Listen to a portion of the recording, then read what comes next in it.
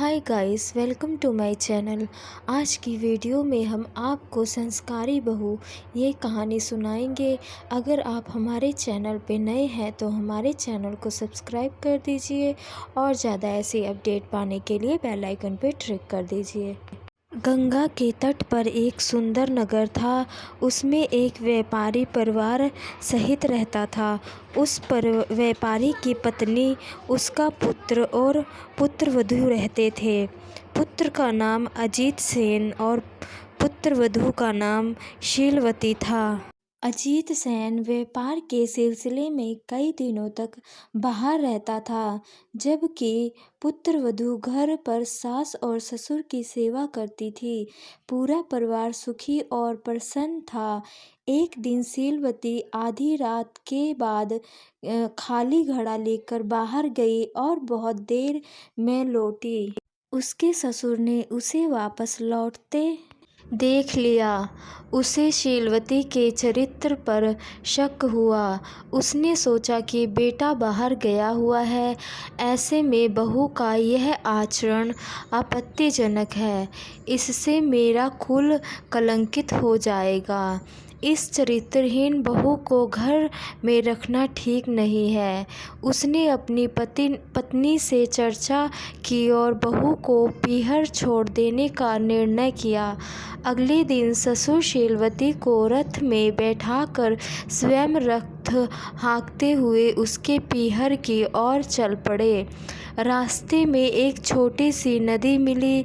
ससुर ने बहू से कहा, तुम रथ से उतरकर जूते उतार कर नदी पार कर लो। किंतु शीलवती ने बिना जूते उतारे ही नदी पार कर ली। ससुर ने मन में सोचा कि यह दुष्ट चरित्रहीन औरत ने मेरी बात नहीं मानी है। थोड़ा आगे जाने पर रास्ते के किनारे एक खेत मिला, जिसमें मूंग की फसल लहलहा रही थी। ससुर ने किसान के भाग्य की प्रशंसा करते हुए कहा, कितनी सुंदर फसल है, इस बार तो किसान खूब लाभ कमाएगा। शीलवती ने उत्तर दिया, आपकी बात तो ठीक है, किंतु यदि यह जंगली जानवरों से बच जाए तब ना। ससुर को उसकी बात बहुत अटपटी लगी, लेकिन वह कुछ नहीं बोला। कुछ दूर और चलने पर वे एक नगर में पहुँचे, जहाँ के लोग बहुत सुखी और प्रसन्न दिखाई दे रहे थे। यह देखकर ससुर के मुंह से निकला, कितना सुंदर नगर है। शीलवती बोली, आपकी बात तो ठीक है, यदि इसे उजाड़ा जाए तो। ससुर को उसकी बात अच्छी तो नहीं लगी, किंतु वह फिर भी कुछ नहीं बोला। कुछ दूर आगे जाने पर एक राजपुत्र दिखाई पड़ा, जिसे देखकर ससुर फिर बोल पड़ा, अरे वाह, यह युवक तो देखने में ही शूरवीर लगता है।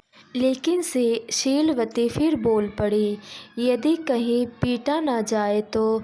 इस बार तो ससुर क्रोधित हो गया, किंतु किसी प्रकार उसने अपने क्रोध को रोका और आगे बढ़ा।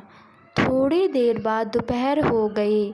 व्यापारी एक घने बरगद के पेड़ के नीचे रुककर पेड़ की जड़ में बैठकर आराम करने लगा, जबकि शीलवती पेड़ से दूर जमीन पर बैठ गई। यह देखकर व्यापारी ने सोचा कि यह कैसी औरत है, जो उल्टे काम ही करती है।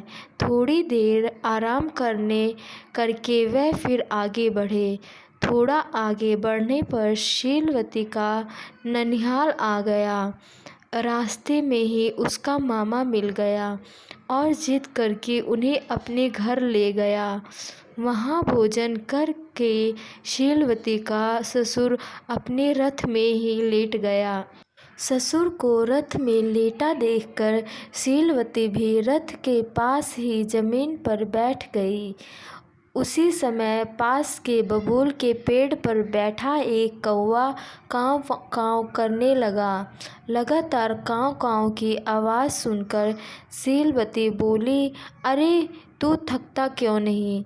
एक बार पशु की बोली सुनकर उसके अनुसार कार्य करने के कारण मुझे घर से निकाला जा रहा है। अब तुम्हारी बात मानकर एक नई आफत मोल ले लूं। कल रात एक गीदड़ की आवाज़ सुनकर मैं नदी किनारे गई और किनारे लगे एक मुर्दे के शरीर से बहुमूल्य आभूषण उतार कर घर ले आई। उसके कारण मेरे ससुर मुझे घर से निकाल रहे हैं। अब तू कह रहा है कि इस बबूल के जड़ में खजाना गड़ा है, तो क्या इसे निकाल कर मैं एक नई विपत्ति मोल ले लूं? मैं पशु पक्षियों की बोली समझती हूँ, तो इसमें मेरा क्या दोष है? शीलवती के ससुर उसकी बात सुनकर आश्चर्यचकित हो गए। उसने बबूल की जड़ में खुदाई करके देखा तो उसे सचमुच खजाना मिल गया।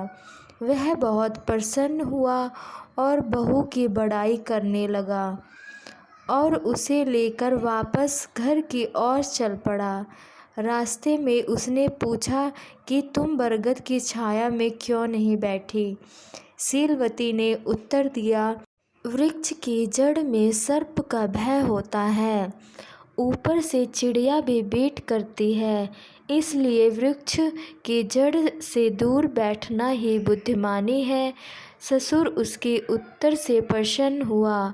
फिर उसने शूरवीर राजपुत्र के विषय में पूछा, जिसके उत्तर में शीलवती ने बताया कि वास्तविक शूरवीर वह होता है जो प्रथम प्रहार करता है। इस प्रकार खुशहाल नगर के बारे में उसने कहा कि जिस नगर के लोग अतिथियों का स्वागत नहीं करते वह वास्तव में आदर्श और खुशहाल नहीं होते हैं। अंत में ससुर ने जूते पहने नदी पार करने का कारण पूछा, जिसके जवाब में शीलवती ने कहा, नदी में विषैले जीव जंतु का भय होता है। इसके अलावा नदी तल में कंकड़ पत्थर होते हैं, इसलिए नदी तालाब को सफ़ेद जूते पहने ही पार करना चाहिए।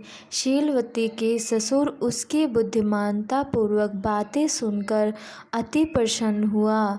उसके हृदय में शीलवती के लिए प्रेम और सम्मान बढ़ गया। घर पहुंचकर उसने शीलवती को घर की साझेदारी दे दी। व्यक्ति को हमेशा बुद्धि का प्रयोग करना चाहिए। बुद्धि के प्रयोग से मनुष्य परिस्थितियों से भी कठिनाइयों को पार कर सकता है। चलिए फ्रेंड, आज के लिए बस इतना ही। अगर आपको ये वीडियो पसंद आई हो तो हमारे चैनल को सब्सक्राइब कीजिए और हमारी वीडियो को लाइक कीजिए और ज़्यादा ऐसी अपडेट पाने के लिए बेल आइकन पर क्लिक कीजिए।